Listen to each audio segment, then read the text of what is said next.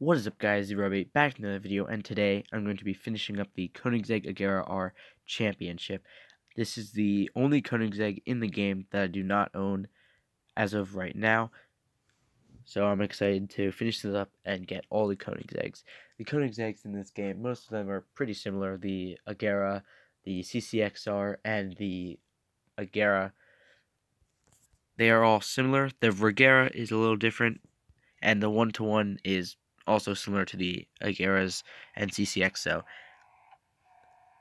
The Regera is the only one that's a little different, but they all have pretty much the same look to them, and they're all very high speed and decent grip and everything, so a fun car to drive on the track. Obviously, the 1-to-1 just has a ridiculous overall stats. The Regera is incredible off the line and top speed, and the Agera R obviously a little bit better than the original Agera, so it's nice to have all five. But this is a 7-lap race, so should be no problem. Should run into some back markers after a little bit, and that's going to be super easy. The upgrades on this car were kind of interesting because this car is a very old car. Not old, the actual car, but in the game, it was one of, when this game originally came out, this was the car. For a while, this was the best car in the game, and it was the car everyone wanted. Now it's, the F1 cars and the MP4X. But this was the best car in the game. And back then, all the cars in the game were, mostly racing dollar oriented. So you could buy 2 or 3 upgrades on every path with racing dollars, and that's how this car is. Now, that being said, you also need to make further upgrades to hit the minimum PR requirement, which is what I don't like about the limited time series, but there's nothing I can do about it.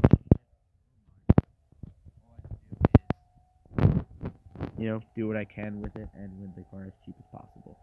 So that being said, there was 2 or 3 upgrades for every tier where you can use racing, which just means you're paying for tier 3 gold upgrades, and they are super expensive when you compare them probably to other cars of this value that are in the game now, like the Ferrari FXXK Evo, which I just completed in this update, and other cars that are up around 90 performance rating where you're going to be paying more gold, whereas the older cars are a bit cheaper, like the McLaren P1 GTR, which has also been in this game for a while.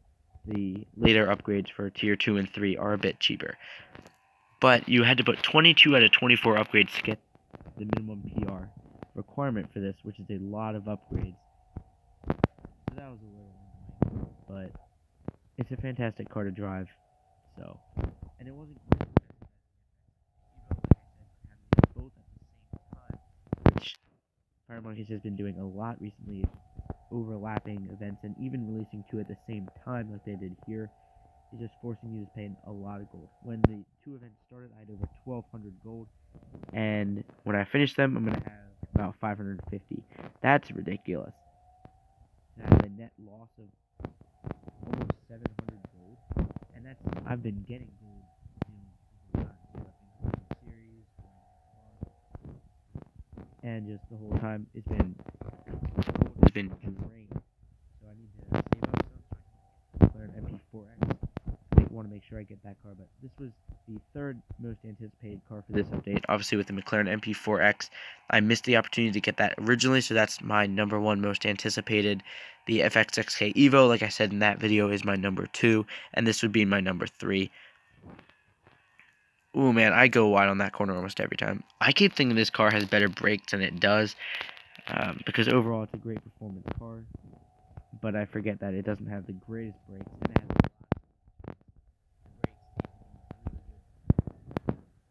to my standards, because I always expect it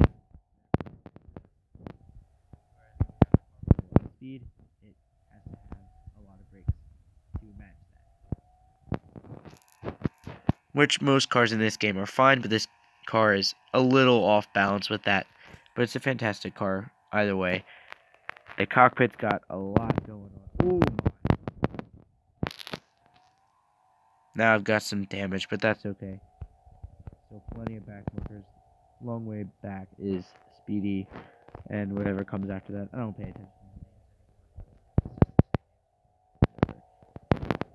So got a lot going on in this cockpit. Evo, but that's a race car and that's to be expected. Visibility isn't too bad, but it is a little narrow. But I've gotten used to cockpit view, so it's not too bad. And we're going to finish this up with a bit over 500, actually a little over 600, 650. So this event was a little bit easier than the FXK Evo. I've said that far too many times between this video and the last one, but I really like this car. This is one of the ones I really wanted. So yeah, obviously all the way in the red after a 7-lap race, but that's okay. A 5-hour service time, that's really long. It was made originally, I don't know anything about the service times originally, I just know that the prices were a lot cheaper then.